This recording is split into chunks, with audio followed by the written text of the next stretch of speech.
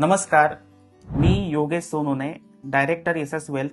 प्रत्येकाच्या आयुष्यामध्ये आर्थिक समृद्धता आणणे हे आमचं विजन आणि 2025 पर्यंत 1 लाख लोकांना त्यांच्या आयुष्यामध्ये आर्थिक समृद्धता मिळवून देण्यासाठी त्यांना मदत करणे हे आमचं मिशन.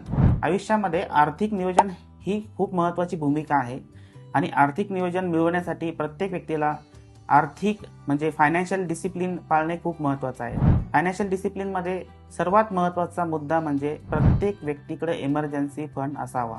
इमर्जन्सी फंड म्हणजे काय?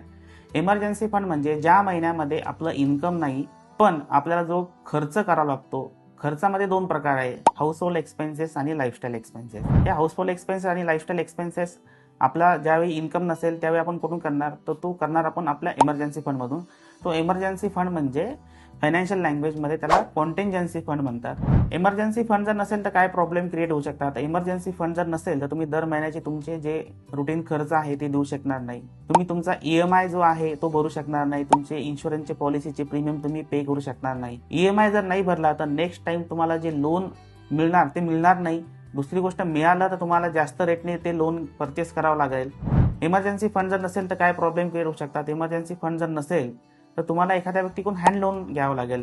हँड लोन कशाला घ्यायचं? कारण ते हँड लोन आपल्याला खूप महाग पडतं. इमर्जन्सी फंड हा किती असावा? तर इमर्जन्सी फंड जी व्यक्ती सर्व्हिस करते तर त्यांच्या मंथली एक्सपेन्सेसच्या 3 टाइम्स असावा आणि जी व्यक्ती व्यावसायिक आहे किंवा जी व्यक्ती प्रोफेशनल आहे अशा व्यक्तीच्या मंथली एक्सपेन्सेसच्या 6 टाइम्स हा इमर्जन्सी फंड असावा. आता नोकरीवाल्यांसाठी वेगळा आणि व्यावसायिकवाल्यांसाठी वेगळा हा का भरतं? कारण सर्व्हिस एका ठिकाणाहून दुसऱ्या ठिकाणी ट्रान्सफर होण्यामध्ये 1 ते 2 महिन्यामध्ये सर्व्हिस मिळून जाते किंवा त्यांची सॅलरी 2 किंवा 3 महिन्यामध्ये मॅक्झिमम मिळून जाते.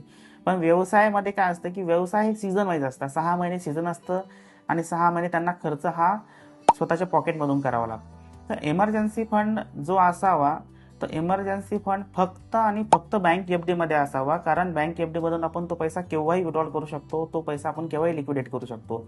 इमर्जन्सी फंड हा गोल्डमध्ये पण असावा. कारण गोल्डमध्ये आपल्याला एक तर लोन घ्यावं लागेल किंवा गोल्ड आपल्याला सेल करावं लागेल.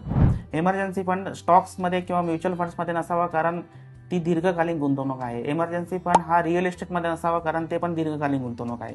तर दीर्घकालीन गुंतवणुकीला जास्त परतावा मिळण्यासाठी अल्पकालीन कामासाठी वापरलेलं टूल म्हणजे इमर्जन्सी फंड. तर इमर्जन्सी फंड आपल्या आयुष्यामध्ये खूप महत्त्वाचं आहे. धन्यवाद.